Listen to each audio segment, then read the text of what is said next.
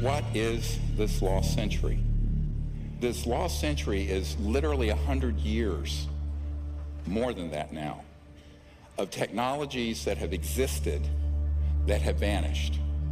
I mean, I was just recently in a meeting in Washington with the people who manage the black budget of the United States. They have no access to this material because between the late 1800s and now, the ingenious inventions and sciences that could have moved us off that extinction level path that we're on have all been ruthlessly suppressed, confiscated. And the only way that's going to change, it is not going to change in Washington. It is not going to change in a large corporation. Unlikely. It's going to change by us, the people doing it. So it's about us.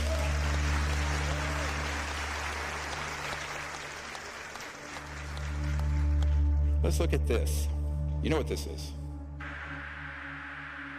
Dude, this is a fucking drone, bro. There's a whole fleet of them. Look on the ASA. My gosh. They're all going against the wind. The wind's 120 knots from the west. The whole thing, dude. This is an alternative energy and propulsion device. These are things that have existed all the way back to the 60s. But the one that they call the Tic Tac here off the coast of San Diego, the white one, looked very much like this. These have been made by the Lockheed Skunk Works. And my favorite letter of all time, the head of the Lockheed Skunk Works, Ben Rich, look at the date on it, 1986. It was an answer to a letter someone wrote and says, are these UFOs man-made or extraterrestrial? He says, many of our man-made UFOs are really unfunded opportunities, meaning if it was released for public use, it'd be an enormous industry. Every meeting I go in Washington, I said, see that thing you guys are all talking about? That's Lockheed Skunk Works. They have left us behind, and everything we see out in our world today is absolutely a construct. It's an absolute construct. The internal combustion engines are obsolete.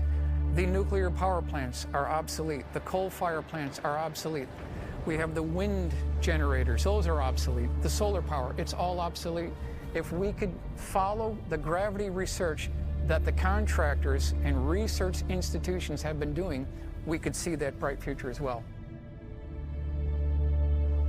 So a lot of people say, well, how is this thing moving? There's no fuel on board. There's no nuclear power plant.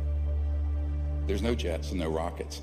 Well, way back in the 40s, Dr. Casimir, he predicted, and later it was proven in the 50s, what's called the zero-point energy field.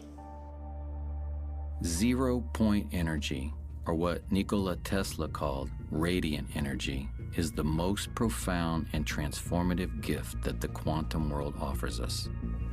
The seemingly empty vacuum of space is actually a roiling sea of virtual particles fluctuating in and out of existence, and all those fluctuations require energy.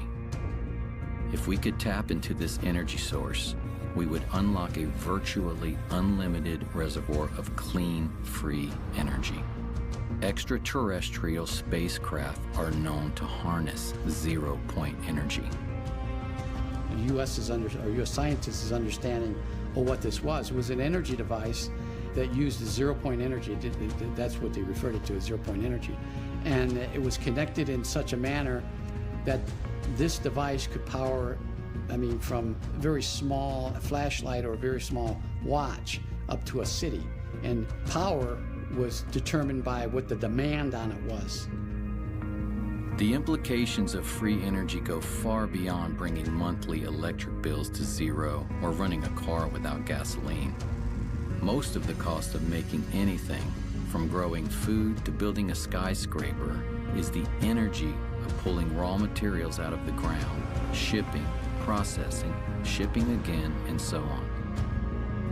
If the cost of energy goes to zero, the cost of agriculture and manufacturing becomes negligible. Other critical solutions, like water desalination to end drought or air purification, both of which are prohibitively expensive due to energy costs, would suddenly become viable in a free energy paradigm. A new world where humans live in perfect harmony with nature is possible within our lifetimes. But this would mean the end of oil, gas, and coal, as well as the centralized power grid and the global macroeconomic system, which will stop at nothing to protect the hundreds of trillions of dollars at stake.